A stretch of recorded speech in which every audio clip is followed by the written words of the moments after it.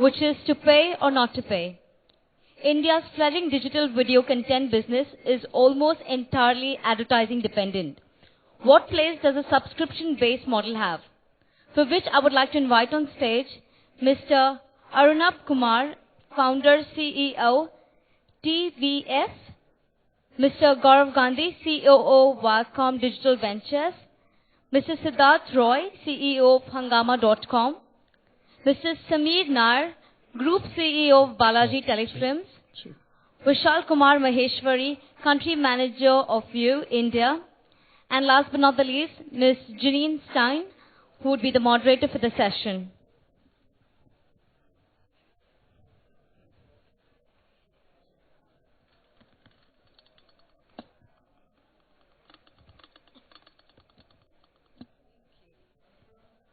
Thank you so much.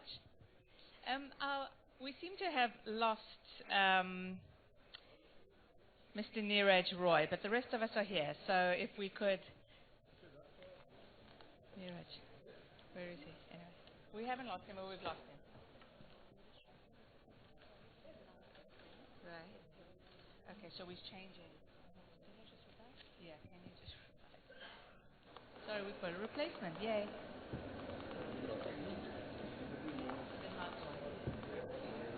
All right, so please get your red and green cards ready. We're going to open with a question.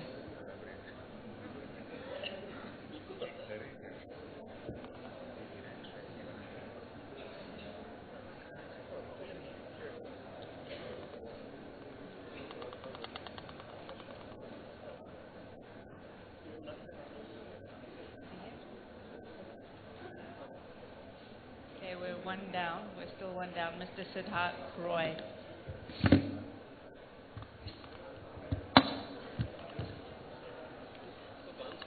I think we'll start we're going to start anyway. Okay, so get your red and greens ready. The question we're going to start off with does the subscription-based model have a place in India?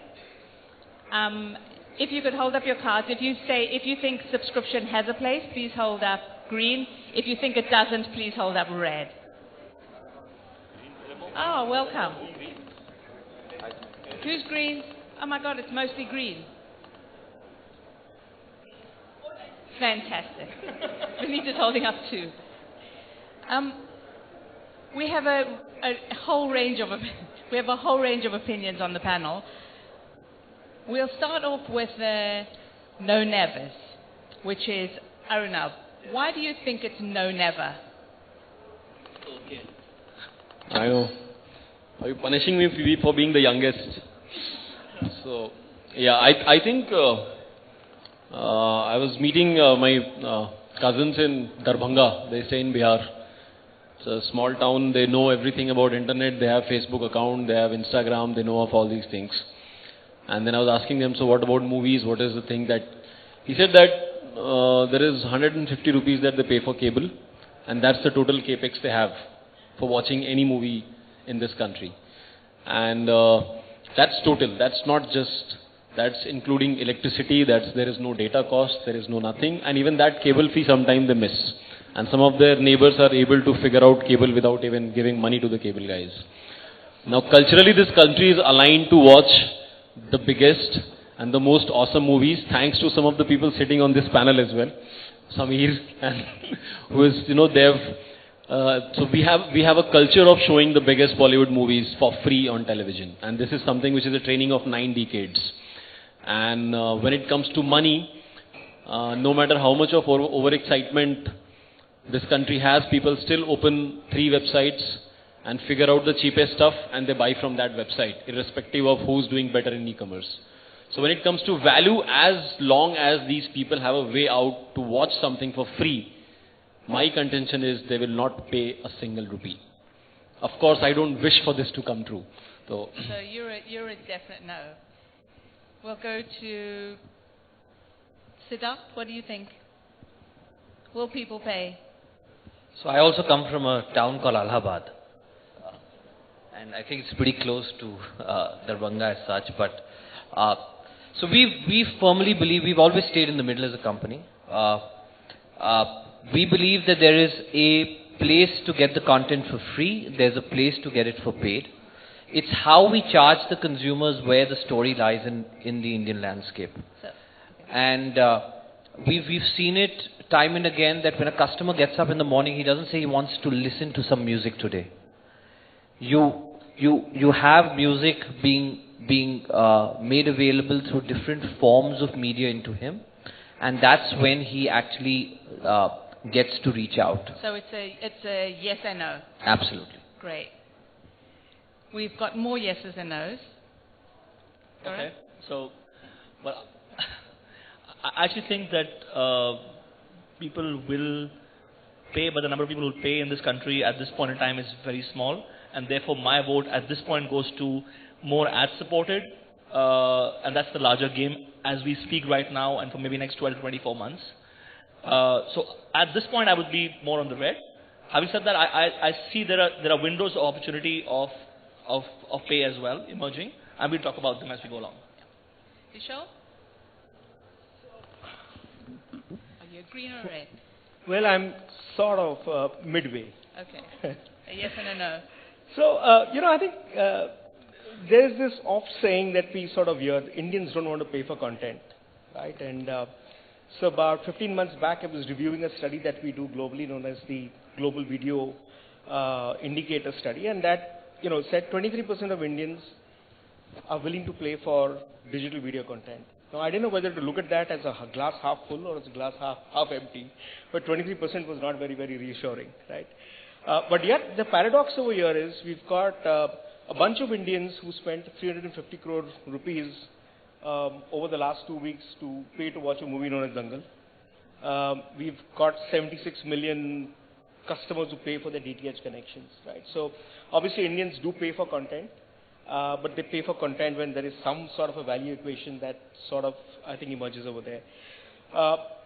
Honestly, if you ask me, I think as far as the way we are looking at the video digital space, we think the subscription market is going to take some time to evolve. We therefore believe in a freemium model. We keep a large part of our content for free, and we charge for a certain part of our content. For us, the play is really to see how the market evolves. If the customer sees value, he will come over and pay you for the content. But this is pretty much a midterm haul. I would say we will be ad indexed in the nearer term. And then Samir is totally on the yes side. Why?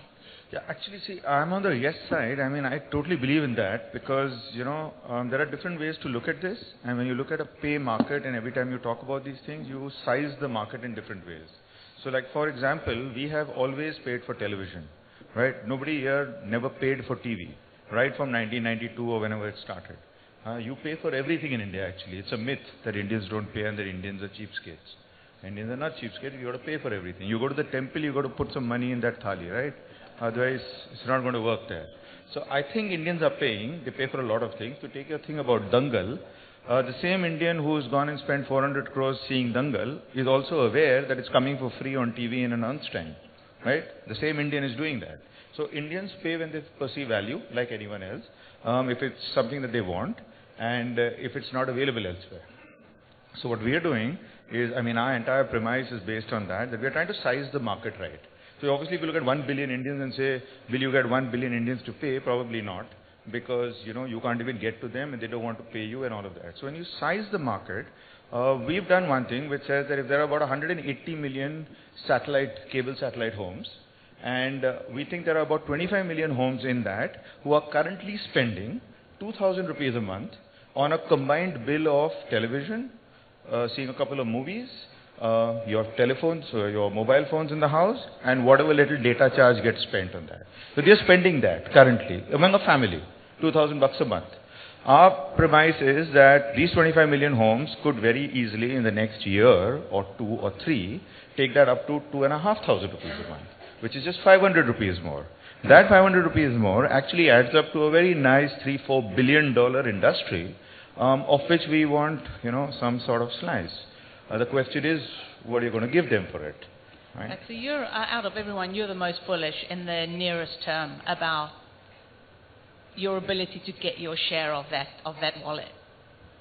in the near term, in the sense, is in the next couple of years. See, there's never been a right time to do this. So, I mean, really big players have tried to do this from the last 5 years.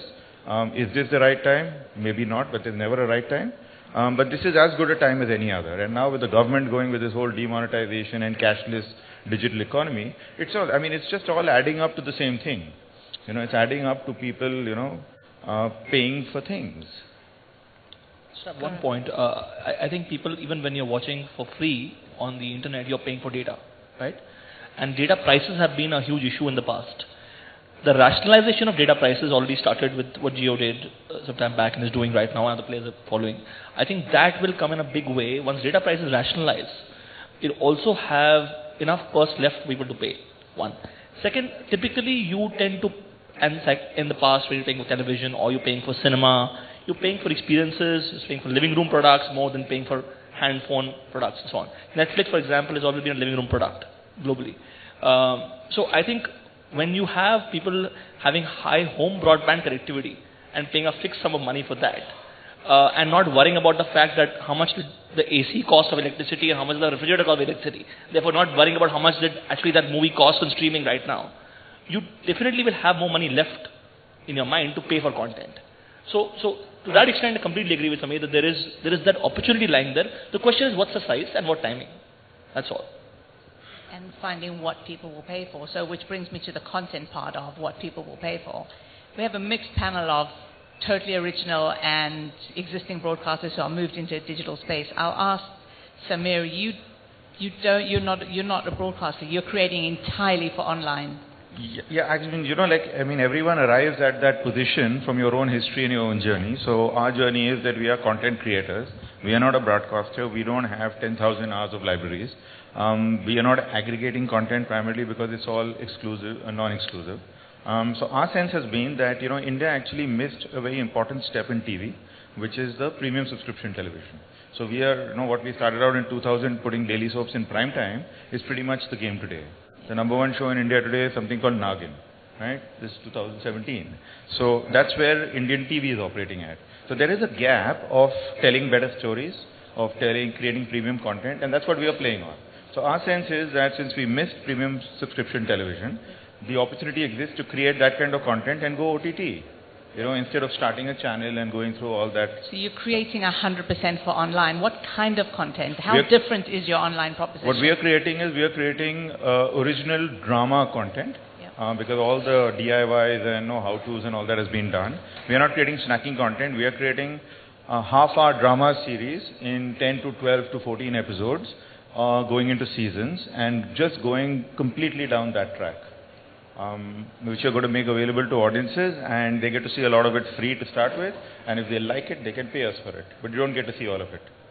And how different is the creativity, how different is the approach to your online propositions? Because you still have a very big, traditional creative. Yeah, actually the approach is totally different because, current television is operating primarily as a daily soap opera, which is, you get on to prime time and you make like 1,000, 2,000, 3,000 episodes. That's a style of storytelling.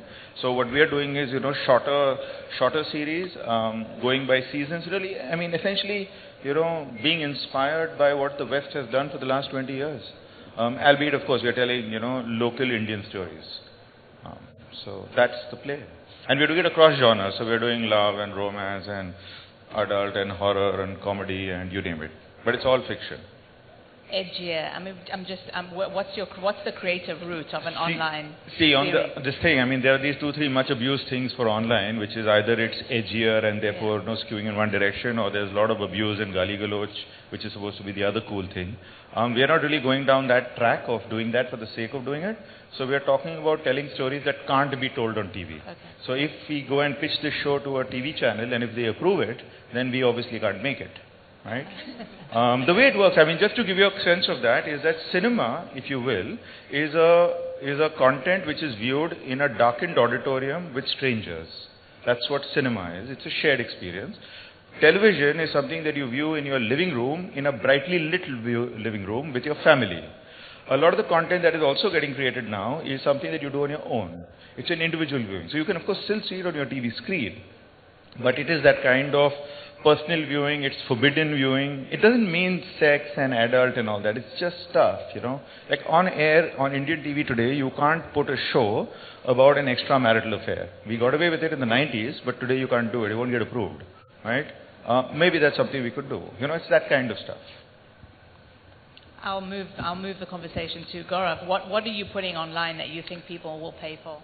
So, one of the reasons why we are on the AWOD business right now is because we could do it. And to Sameer's points, we have 40,000 hours of content, and we have 40 hours coming every day, and we have the volumes of doing billions of minutes of watch time per month to be able to do the AWOD business.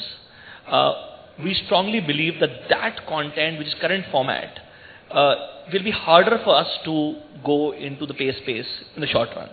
But what you can't get on TV, for example, currently we are doing a show, we have one of the biggest reality shows in Indian television called Big Boss, Big Brother India, where we have crazy amounts of watch time. We have people watching it for an hour and 10 minutes on Voot every day. Half the content they watch, they can't get on television. We believe over a period of time, there are the fanatics of the show would be ready to pay some money for stuff they can't get on television. So that's the TV content which could potentially go pay. However, the route to pay in our mind for us when we go there is more around the kids content that we're doing. And I believe my colleague was there in the morning and talked about Voot Kids, what we're doing there. Currently it's free. The original content that we're creating. That will be the easier route for us to get into the pay space.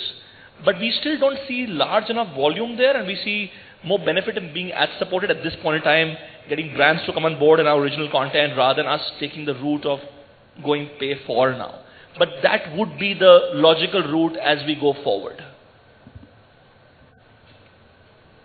You're creating, sorry, I interrupted. Yeah. You're creating totally online. You have no TV broadcast exposure at all. No TV, no movies. Everybody rejected us. That's why we had to do it on digital. That's the reality. It's not that we were very intelligent that, okay, digital is going to be big, so let's start on that. So, how different, what the approach to online content creation, how different is it from anything you've done before? So yeah, like I said that we didn't really get a chance to do anything before. We started on YouTube, essentially. And well, that's still... yeah, so I think I would like to make Dangal. So I think I would like it something that we make 500 crores and 5 crore people watch it. So I'll concede defeat there. And I'll of course want people to pay. But I think over time, the stuff that we decided to make was as simple as what we wanted to watch. And I don't think that we put a lot of thoughts about it because it was pretty simple a case that we were trying to do some content online, or we were trying to be a destination online, but there was no content. So you had to pretty much start from the scratch. So when we made Rowdies, that was pretty much the first ever video which went viral in this country. And we didn't even know that people will bother about that. Then we made the first web series. We didn't know that people will actually end up watching 30 minutes online where people are supposed to have a patience of less than 30 seconds. So I think these are the things which gives you a confidence. I think my eldest brother watched Godfather in a theater. I watched it on a VCR. My cousin has watched it on a pad, and somebody watches it on a smartphone. But they all are fans of Godfather. So I think there is what we have said over time, but we haven't really respected is content is the king and it's the ultimate stickiness, is truer for this medium than any other else. Because here, even the biggest of the awesomest content can sink without a trace. Just because you have spent a lot of money and you have put big budget star doesn't really, nobody gives a rat's ass about that. So I think that way the medium is brutal, and that's why there is great opportunity, but then there is also a great fear that it sort of gives you a sense of scare that are you going to be relevant always or not. That's why you see Netflix starting originals, that's why you see everyone trying to create their own shows. But as we all know that there's a problem in our country, which I said कि हमारे यहाँ फसल उगने से पहले लुटेरे आ जाते हैं. So I think what happens is before we get anything, people start, we get overexcited. That's what basically I'm trying to say. So I feel that personally as a creator ecosystem, we have about 4-5 decades of work left before we can say anything about this. So that's my bit. Hungama has largely been a aggregated player. For us, content comes in every form. It could come in film, it could come in television, in kids. We've also got some of the original partners providing us content as well. Plus we've got some original series that we are ourselves producing. We believe that at the end of the day, consumers looking for content which he'll want to see. You need to make it in an interesting, curated environment. You get the content out to him. And then as what we've seen that when it comes to the phone, it's an active device. And in India, we've seen over the last 12 to 18 months, the time spent on the phone going up. And that's largely because the ecosystem itself is evolving. As he rightly said, Jio coming in and providing a leverage on data has itself seen multiple folds of jumps month on month on consumption itself. What we've seen right now is that for us, movies are a very, very big block of consumption. Now that's being driven because of two reasons. One is that we fundamentally believe that India is all about Bollywood, but 48% of our users actually consume regional content. So if you get the right kind of regional film and television on products like ours, we see a lot of consumption happening from other markets. So be it a consumer sitting in Mumbai, but is consuming content from Punjab, which is a North Indian state, and we're breaking newer content faster because you've been able to create windows that you can break that content faster from theatrical. So that's getting played out, and we're seeing a lot of acceptance and consumption acceptance from users out there. That's one big block that's playing out. The other is, as what Anubhav was saying as well, was that from a YouTube perspective, if you see, music has been a very, very important category of consumption out there. They tend to be of smaller size, but we see a lot more consumption happening. And if you're providing that within your own curated environment, the consumer is willing to come and consume here rather than go and consume on another platform. And that's where we see the time spent month on month continues to increase. They're doing a lot of video consumption, but varied video consumption. Obviously, movies being a very, very core driver to that audience. How do you see original content just for your digital platform? So we've got originals coming in from a whole host of partners. What we've seen is that when we're pushing originals, if the content has meat, consumption gets driven. Is IP ownership rest with you? No. In these cases, we are an aggregated partner. We're distributing that content. We're producing certain content, but there are three core genres of content that we've seen having large leverage coming out from originals. Largely coming across drama, crime, and a little bit of comedy. There's a lot of comedy that's happening, but we've seen a lot of that not necessarily getting consumed. It's a lot of drama and crime that we see consumption being driven to. I'm going to bring it back to you. So I think you need to own sort of. Sorry. You need. I know that you're moving into. I know that the whole globally view is moving into an original IP ownership space. But right now you're an aggregator.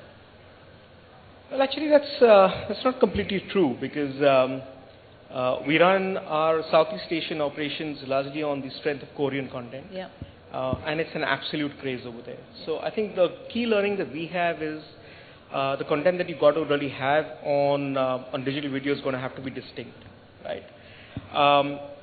I think our formula for distinct and what we've sort of understood and realized through research and through the hard way over the last 8 to 9 months, and also because we are really mobile first, is really on two factors. One, we believe the content that has to be there, has to be of the original variety and it has to be of the underexposed variety, right? So when we are talking about originals, we're talking about, to Samir, to your point, content that's different and distinct from what is seen on television. What about exclusivity? Exclusivity is important to start with on a window, but not something that we may want to sort of necessarily live with. And I'm saying that even for things like original content, because I'm happy to take my content and distribute it across multiple platforms, right? As long as it helps me to create a franchise. And the second part is really in terms of movies and the type of movies that we would want to sort of focus on are the underexposed movies. I would never really go out and buy a Dangal. It does not make sense because it's seen on television, it's seen in the cinema hall, it's been pirated by the time it sort of comes to you on the mobile platform. I think the second very important thing that we focused on is a judicious mix of long form and short form. because again, we are building really for a mobile first case. And with the way people are consuming across Wi-Fi networks, where it's a meal, and really on the mobile internet networks, where it's really a snack. So to have a judicious mix over there of all the type of original or unexposed content really in those formats. So I think those are the two key tenets that we are sort of really focused on as we are sort of rolling out our content strategy. Yes, I do think there is a lot more innovation that's happening really in the original content space. It's not just a question of creating, like you said, edgy or content, but also I think a lot of experimentation happening on formats. You know, potentially if some of you attend the masterclass tomorrow, maybe people like Vikram Bhatt will tell you about what they're actually doing for us. So a lot of innovation happening in terms of what we're executing on our slate of originals.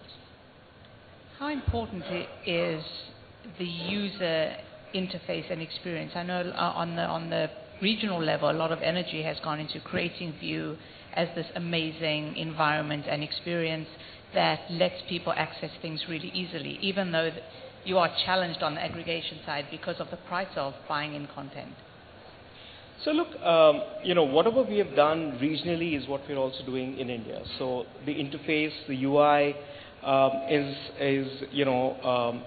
is absolutely the same that we're really seeing in other parts of the world.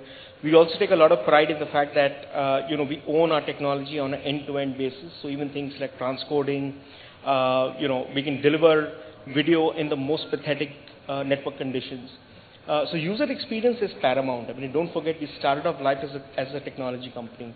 And so we are obsessed with the UI, with the consumer experience, and that's to our mind is a function of A, the UI, and B, really the final mile of delivery in terms of the basic video rendering. To that, what we've done is gone out and really added on a content expertise that we're building out right now and an operations expertise. Right? And we think for anybody to succeed in this business, you're going to have to play on all the three. If you have outsourced your technology, God help you. It's not going to work. Right? That's our. Samir, what do you, I mean, for some people, aggregators are the walking dead, and that it's all about original, it's all about exclusive, it's all about content that you own absolutely 100%, and you can control the destiny of it. You're obviously in that space. Do you think aggregators are dead men walking? No, I don't think so. I don't think dead men, that's the extreme term, I mean, such a big market and there's so much happening.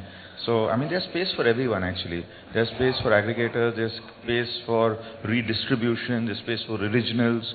Within originals, there will be all sorts of ways you can skin this cat. I mean, it's a huge market.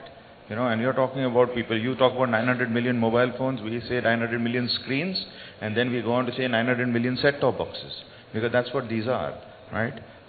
So there's a huge capability. I mean, even when you look at currently, we are focusing a lot about, in the content we create, but the regional markets are so big. All the regional markets in India are giant markets, and they are worse off. If you think Hindi television is crap, you've got to see some other television there, right? So they've got their own set of problems. That's a market to be fed there. And the market got sort of get sized in that manner. So I don't think, I mean, there's no such thing as any model is dead. I think all these coexist. I mean, like when TV came up, they said print was dead, but print is growing in India. So nothing's really dying. It's just that we as consumers are getting used to, doing a lot more things. We are sort of dividing it up, the market and the offering, and it sort of settles into. So the key is that in whatever it settles into, are you getting critical mass? If you reach critical mass, then you've got a business model. If you don't reach critical mass, you're dead. So I don't think an aggregator is dead as much as the lack of critical mass which will kill them. Just on this point about tech, and because, you are a technology company and we are a creative company. So, when we first started out, if I had hired 100 engineers, I don't think anybody in my company would have understood what is going on. But just on the matter of tech, is that, see, finally at a consumer level, it's all the tech is behind a piece of glass, right? And for a consumer, they push play. And if it plays, it's good to go. And if it doesn't play, then you've got a problem. So like in many ways, now I compare tech to what we in the film business compare it to special effects. If a special effect draws attention to itself, then it's not a special effect, right? And so if it's a fantastic tech, you know nothing about it. So our approach really has been that we are, trying to get the best possible user experience out within our circumstance. But we are not a technology company. So what is your, because you can kill a business with the wrong UI. Yeah, so what we're doing is that, so we've obviously built it out in that manner. That's what we are counting on actually.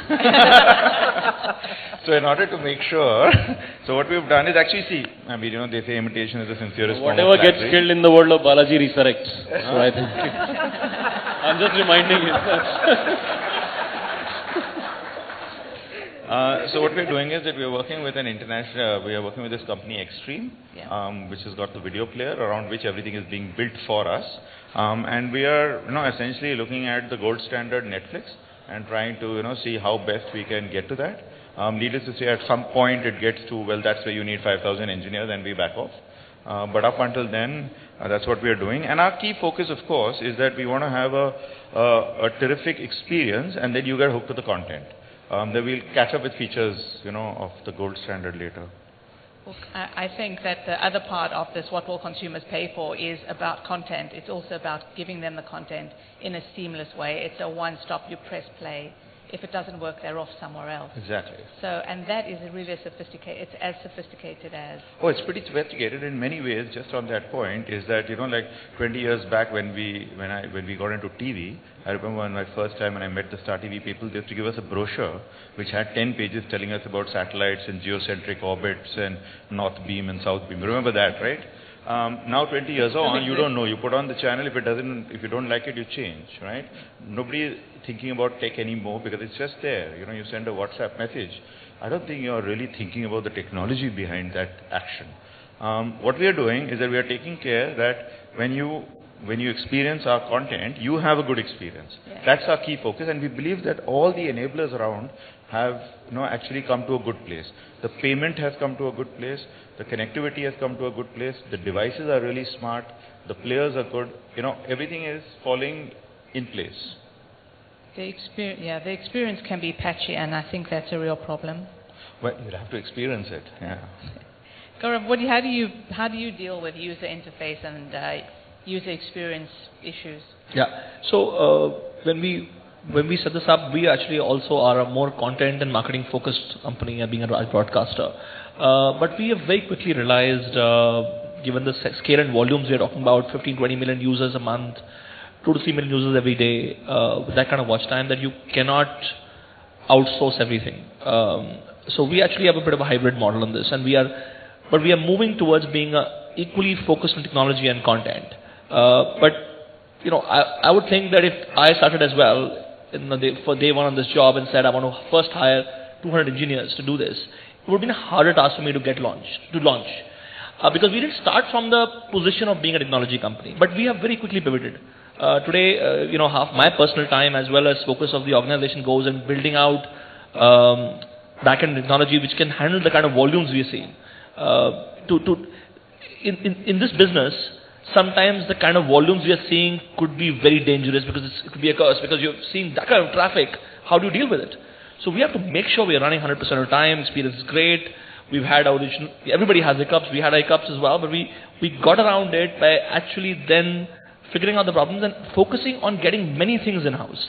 But we haven't reached the point where he would have probably, or Google or Netflix would have had to actually build a complete engineering setup inside. Maybe someday we will move towards that. But we made that journey. And I think user experience is key. I also think two other things play a critical piece. One is the recommendation engine that you have. Try and push the right content to the right people. And how much you understand your users. The analytics plays a great role. And we spend hours and hours every week to understand that and push that back. And the second thing we see is that the Android ecosystem in India is completely fragmented. We're talking about 9,500 devices of all kinds, from price points of 2,000 rupees to 50,000, 60,000 rupees to play the same content. And therefore the rules you apply internationally with the DRMs and all the pieces may not work here. So when you come work with international technology companies, they come with the rules that work in the US, where the Android system is 500 devices, right? So they actually are learning as we are learning to cater to this market. So if you take South Korea as an example and take that tech to India, it won't work. because 100 Mbps on phones, we don't get them in the NOCs, in college centers.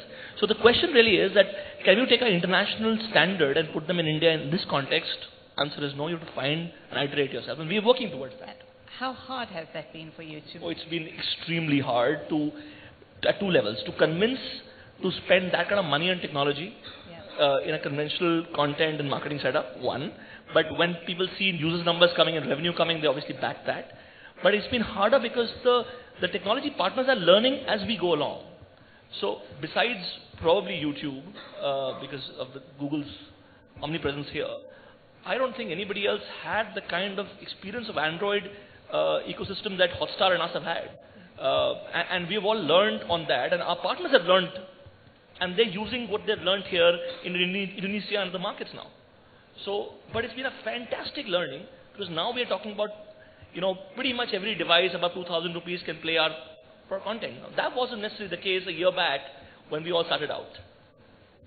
Correct. I think that is one of the extreme stumbling blocks that content people may not understand in getting towards a user experience that is equivalent to Netflix and Amazon Prime, and a lot of View work seamlessly first time.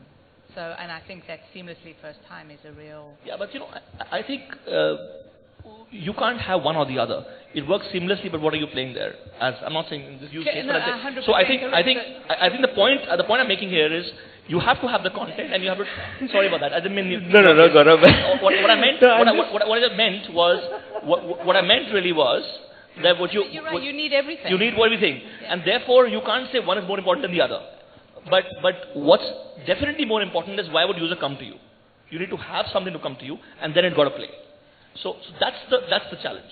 I think Gaurav makes a very fair point. Right? I mean, I think the problems that he was talking about, I don't think are problems we've encountered over the last 6 or 7 years, because we've had the legacy and the experience of sort of running video across all these territories. We've not faced those problems, but obviously we've had a steeper learning curve in terms of things like content, which obviously you guys are like at masters at. So while all of us are going to strive to get our pieces right in each of those 3 blocks, I think that's what is going to maybe make the difference in terms of who comes in home and who's left on the road. Right? So the market is open. Well, I'm from IT, so I don't know anything about technology. So that was clearly a bad engineer. That's why he ran here. I think I'll tell you a problem of a user, a user in 1903. So this user missed out on a play that was staged at a Nalanda stage in Bihar, Lichvi and Raj. And what happened is, somewhere in the world, Lumiere brothers were actually inventing a piece of stuff which could actually record a play. And what happened, and what user problem that thing which Lumiere brothers solved, is that he ended up making something which is called cinema. And then suddenly, every user sitting anywhere in the country was able to watch the play, because there was a technology which was able to record the play and put it on big screen. Then 1926, there was another user. He didn't have enough money to actually buy a ticket and go to a theatre. The guy called John Baird invented a television and figured out that he could actually bring that small screen in a smaller version into your living room. And people had a newer way to watch content. 65, satellite happened. 99, internet has happened. But what hasn't changed is everybody still wants to watch Gone with the Wind, Godfather. So I think there is every 20 years, 2 decades, 3 decades, there's something 2 decades later will come and we'll be seeing things in air. So I think what happens is the modality changes, the way we live lives change, but stories may not necessarily change. And we just got to balance it out and keep solving for those. So. I think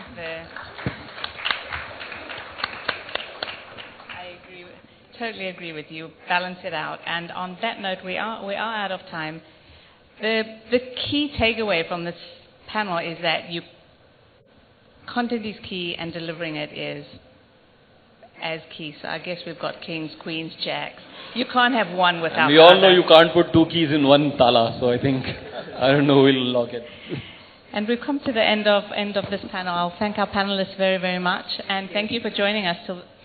Bye-bye. Thank you.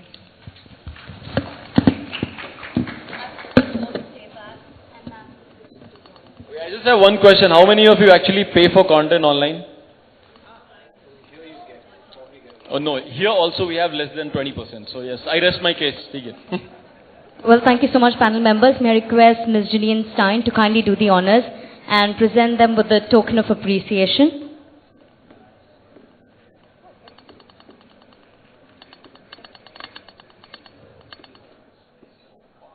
I hope you guys like it. These are very candid moments which are captured in a frame.